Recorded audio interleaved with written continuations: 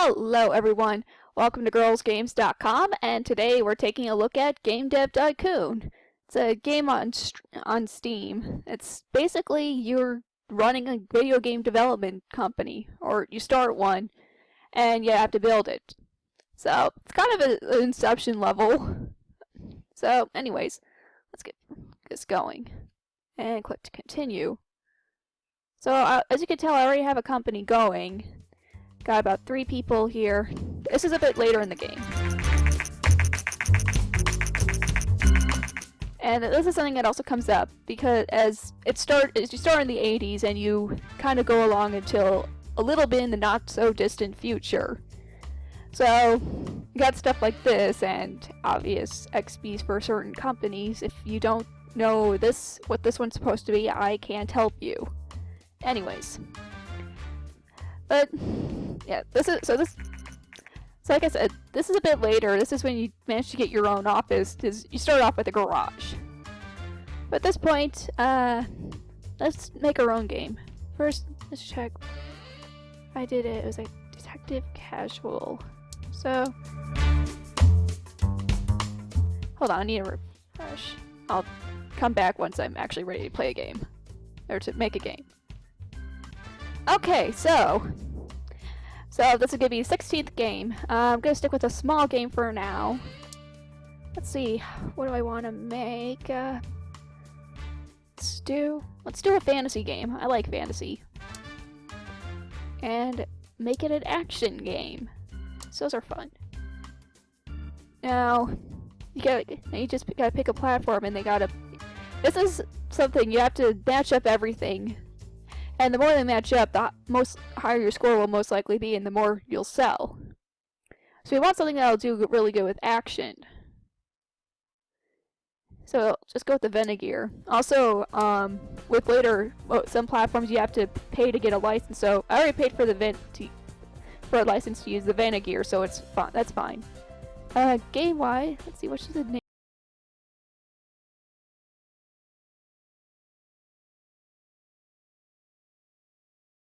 Just do something kind of riffing off of this. It's riffing off of George R.R. Martin.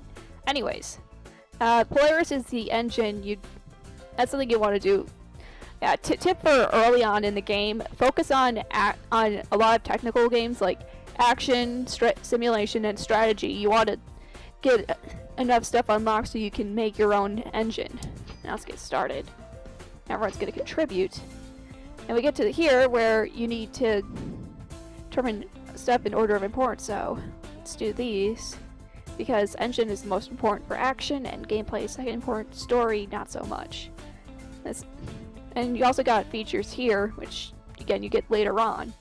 I think we got enough for a linear story, sure, for now. So get that going, and this is stage 1. Now, that's something else. Sometimes there will be trends that'll come up. Right now there's a trend towards simulation, but can't really quit this now. Alright, so let's see. Artificial intelligence is pretty important, and level design also. Dialogue not so much. And these are the little things. You want to focus on technology stuff early in the game. I know it'd be fun to do text adventures. Believe me, I wanted to do some, but right now, not so much. And this looks good. Also notice here that there's bugs. You want to kind of wait a bit once it's done to get rid of them. For obvious reasons. You don't want to release something with a lot of bugs. Oh, that's good. So generally, if the score on one of these is higher than the last game, then it should do pretty well. And this is stuff for experience. If you level up, you can unlock new stuff. Nothing's unlocked.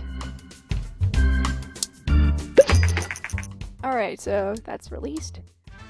It's gonna have me generate a game report. And let's see how it did! 7. 7. Alright, so all across the board was a 7 out of 10, which is pretty good for a game. It's fairly that's good. That's some of the best you can hope for, usually. So gonna generate that report, which adds to research stuff, which allows you to look for stuff like topics, new stuff to add to games, and or new stuff to add for your engine. Alright, so fantasy and action, great combination. Artificial intelligence seems to be very important. Okay, so focus on that over level design next time. Got it. So that's what game reports do, and even if it's stuff you already know and they don't really offer anything, it's still good for the research points. You also, of course, gotta manage staff. Like this guy Ricky seems a bit tired, so gonna send him on vacation. So those games are going. So that's done. And that is Game Dev Tycoon. And I gotta say, this is a pretty good game. It's hold on. So looks nice and sounds nice, but gameplay is where it's really good. You get to learn a bit about game development and running a business at the same time. I've learned a bit about business stuff from here. So, I would definitely recommend it. I'd say 4 out of 5 stars. Only because sometimes it can be a bit unclear. And if you don't know a lot about game development, then you're probably going to struggle a lot. Also, some topics, and sometimes picking a topic and genre, platform that all goes together can be kind of complicated. And that's without adding in age target. Whatever that is, I can't think of it. But yeah, that's the game in a nutshell. Alright, so if you want to see my full review, just go to girlsgames.com and my review should be down here. And if you like the game, you can give it a vote here. And if there's a game on the site that you haven't found yet, but you really like it, go ahead and dominate a new game. You can also feel free to share your thoughts in the discussion section below. Also, most important, the game is available on Steam. I believe it's around $15 or $20, which for a game like this is pretty good. So that's about it. Thank you for watching, have fun, and hope to hear from you soon.